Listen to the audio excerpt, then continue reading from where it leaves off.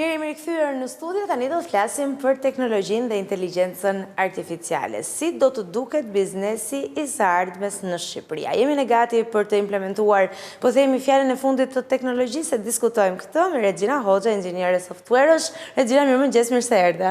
Mirëmëngjes, mirë se të gjeta. E para të pyes se ndodh në fakt rrallë herë të takoj vajza në fushën e teknologjisë. Çfarë të shtyu ti drejtohesh kësaj fushë? Faktikisht një profesor imi në gjimnaz, ai ishte personi i cili më futi në fushën e teknologjisë, profesor Andin. Nuk isha shumë e sigurt për ta vazhduar atë, por megjithatë e gjeta veten edhe ja. Dhe ke bërë zgjedhjen më të mirë sepse me sa duket edhe pritshmëritë për të ardhmen duket të jenë të gjitha të orientuara tek teknologjia. Ndërkohë që nga ana tjetër do doja të dija se cilat janë aftësitë kyçe që duhet në fakt për të udhëhequr një kompani teknologjike në Shqipëri. Ti je një herazi themeluese tek KRID dhe kështu që mund na tregosh pak më shumë edhe duke ju referuar realitetit tënd përditshëm. Po, patjetër. Për sa i përket themelimit të startupeve, sepse zakonisht përdore termin startup për sa i përket një kompanie të re të cilët rritet, ngrihet nga një person. Zakonisht kur bëhet fjalë për teknologjinë, kanë atë idenë që çdo gjë duhet jetë e lidhur me teknologjinë edhe personi i cili e themelon atë. Në të vërtetë ka shumë startupe që gjaj kemi në treg që janë jo vetëm të fushës së teknologjisë, po dhe përtej dhe vetë themeluesi i tyre nuk është fare i fushës së teknologjisë. Kështu që do thoja që le të themi kyçi do të ishte komunikimi që do të ketë personi i cili është në krye të kësaj nisme, iniciative të re që ka. Duhet të ketë pjesën e një ekipi që do jetë mjaft i mirë dhe këtë duhet të ketë aftësinë për ta zhvilluar atë ekip më tej, me trajnime, po pse jo dhe për ta arritur më shumë atë. Normalisht edhe pjesë tjetër është fare rëndësishme edhe pjesa e investimeve. Pra duhet të jesh mjaft i mirë për të ndërtuar pjesën e një plani biznesi edhe për ta çuar të drejtuar te personat e duhur. Zakonisht të gjithë thonë që një biznes duket se hapat e parë të dështimit i merr që nga fakti që nuk ndërton një plan biznesi dhe nuk vendos aty jo vetëm fitimet, po edhe risqet, sepse çdo sipërmarrje ka një risk të vetin. Ne dim fare mirë që 1 në 7 startupe dështon në vitet e para, kështu që detyrimisht duhet të kesh disa aftësi drejtuese edhe nëse nuk je i fushës së teknologjisë. Por duke e bërë më të prekshme, cilat janë disa prej bizneseve më të mira që ne mund të bëjmë sot me teknologjinë, ose nisur edhe nga shembuj konkret. Çfarë po themi kemi bërë ne me teknologjinë deri më sot në vendin tonë? Po, rasti për shumë më i famshëm ka qenë pjesa e përdorimit të chatbotave. Mund ta gjejmë këtë të implementuar, le të themi, ndoshta ka ende vend për të përmirësuar për pjesën e e-Albania. e-Albania gja ka një chatbot që është implementuar. Ka shumë kompani që kanë dalë përtej saj, kanë çuar edhe në voice bot, pra nëse ti telefonon shërbimin e klientit, të del dikush i cili nuk është realisht dikush, por është një inteligjencë artificiale pas saj. Mënyra të tjera implementimi që mund të kemi normalisht teknologjisë janë shumë të mëdhaja, duke nisur nga pjesa e automatizimit postimeve të rrjeteve sociale, të cilat çdo personi hyn në punë, le të themi, ditët e sotme, dhe mjaft të tjera, të cilat ka shumë të njohura, për shembull në shumicën e konferencave që bëhen në Tiranë, ka shumë startupe të cilat vinë aty, shfaqin idetë e tyre duke nisur që nga përditshmëria, duke nisur që nga fakti i rrobave të cilat nuk përdoren, për shembull janë kthyer në një aplikacion që mund të përdoret për të rishitur ato. Pra për pjesën e riciklimit dhe çdo gjë tjetër, e deri tek pjesa e aplikacioneve për shkak që janë për pjesën e plazheve ose çdo gjë tjetër. Duket sikur gjithçka po bëhet nga teknologjia dhe kjo është një gjë shumë e mirë, pse jo? Unë në fakt teksa ti përmendje raste të ndryshme më erdhi në mendje edhe pritja e liderave të kontinentit pak ditë më parë, të cilët u përshëndetën nga një video të krijuar nga inteligjenca artificiale, e cila në thelb Regjin duket e frikshme paksa me bujën e jashtëzakonshme që po bën. Në çfarë hapi jemi ne në Shqipëri me inteligjencën artificiale? Se në vende të tjera e kemi parë edhe video të frikshme, edhe robot që bëhen agresiv, po këtu jemi ende besoj në hapa goxha të ngadalt. Shqipëria ka ende punë, mendoj, në opinionin tim gjithmonë, ka ende punë për të ecur përpara për të zhvilluar më tepër në fushën e teknologjisë, jo vetëm edhe në inteligjencën artificiale, sfundmi që është trendi më i madh, domethënë, që përdoret gjithandej. Mjafton që ti të vendosësh një emër inteligjencë artificiale të mjaftueshme për të pasur vëmendjen e çdo personi tjetër.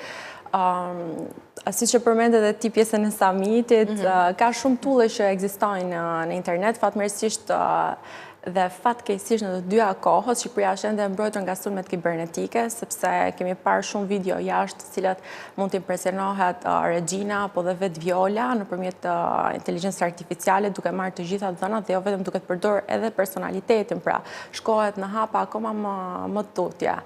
Për këtë arsye Shqipëria është pak e mbrojtur, le të themi, por akoma jemi në hapa që duhet shumë punë, duhet implementohet pothuajse në çdo pjesë të biznesit. Hapat e parë janë marrë me Albanian që kemi pjesën e chatbotit që sërish ka ende punë për të bërë dhe për të përmirësuar, por që normalisht. E rëndësishme është që I kemi marrë hapat. Bëjmë një hap për të shkuar më pranë zhvillimeve teknologjike. Tani besoj pyetja $1 milion që çdo kush do ja drejtonte dikujt që punon me teknologjinë ditë pas dite është nëse ne qenjet humane jemi të zëvendësueshëm, ashtu sikur se në fakt kanë deklaruar shumë lider global të teknologjisë her pas here dhe kanë mbjellë një lloj frike në mesin e njerëzve duke pretenduar që disa profesione të caktuara në të ardhmen nuk do t'i kemi më. Mund të ndodhë kjo? Është një skenar i mundshëm? Faktikisht po, do të ndodhë, ndoshta edhe mund të ketë ndodhur. Shumica e profesione cilët kanë në vetvete një rutinë, pra që kanë çdo gjë që është manuale, pra ka një step që t'je ndjek hapi parë, hapi dytë, hapi tretë. Këto janë të parat të cilat mund të zëvendësohen. Normalisht inteligjenca artificiale ka arritur në një pikë që mund të zëvendësohet, thuhet edhe pjesa e zhvilluesit, por pra pjesa humane e tij nuk ka humbur, kështu që normalisht ende duhet pjesa e një personi human që të shtojë edhe logjikën e mbetur.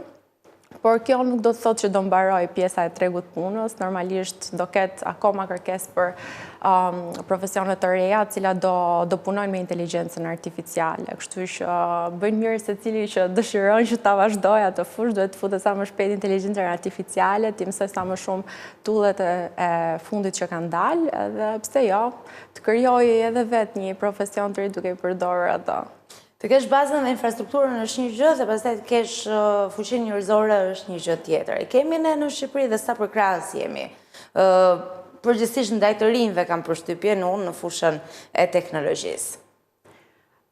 Mendoj që në Shqipëri ka shumë opsione të ndryshme për të futur në fushën e teknologjisë.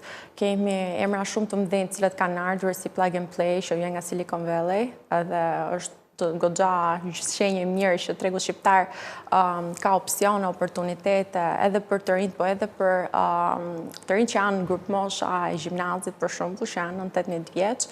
Ka shumë vende të cilat prindrit mund të shkojnë të investojnë edhe ata mund të mësojnë se si mund të futen në rrugën e IT-s, në rrugën e teknologjisë. Kështu që mendoj që në tregun shqiptar ka shumë opsione, duke përmendur edhe konferenca të ndryshme. Një ndër to është një konferencë që po organizojmë në ditën e premte, ndihmon shumë në pjesën e rritjes, jo vetëm në fushën e teknologjisë IT apo çdo gjë tjetër, por edhe ato çfarë ne përmendëm pjesën e leadershipit që të ndihmon për të ndërtuar skuadrën, për ta scale biznesin në një nivel tjetër. Kështu që realisht mendoj që tregu shqiptar ka mbështetje, mjafton që të ketë njerëz që kanë dëshirën e mirë edhe t'i shfrytëzojnë mundësitë që i jepen. Tani po për sa i përket pagave, se edhe kjo është një gjë që mendohet shpesh. Ka shumë paguajnë vërtet profesionistët e fushës së teknologjisë? Kjo është pyetja $1 milion. Çdo person që ti takon për të parë dhe që i thua që punon, unë për shumë personalisht punoj software engineer, për inxhinier kompjuterash, gjëja e parë që më bëjmë pyetje është, ti paguhesh shumë. Në të vërtet, krahasim me vitet më përpara, realisht pagat kanë shkuar në një nivel, unë do thoja që ndoshta një nivel ndërkombëtar jo, por nëse çdo person bën disa llogaritë vogla, besoj se Shqipëria është një treg që ja vlen që të investohesh, të qëndrosh edhe se jo, me pagën që ka, ti mund të bësh një jetes mjaft të mirë. Kështu që nëse jeni në dilemë, se kam përshtypjen tani duhet jenë maturantët duke bërë ato përgatitjet e fundit përpara provimeve dhe pastaj do duhet që të hedhin degët për në universitet e kanë një sugjerim shumë të mirë se çfarë të zgjedhin. Dhe një pyetje të fundit Regjina, duke qenë se ne në mënyrën e të bërit biznes jemi pak tradicional. Pra, na pëlqen shumë të kemi dyqanet tona fizike me shërbime dhe mallra të cilat duken krejtësisht të zakonshëm. Çfarë do i sugjeroja? Duhet ndryshojnë, a duhet të shkojnë më pranë teknologjisë, edhe nëse nuk kanë një uri në këtë fushë, siç edhe e nisëm bisedën, në fakt që një sipërmarrës, jo domosdoshmërisht, vjen nga një fushë ku ka informacion për teknologjinë, për inteligjencën artificiale, apo gjithçka tjetër që lidhet me këtë.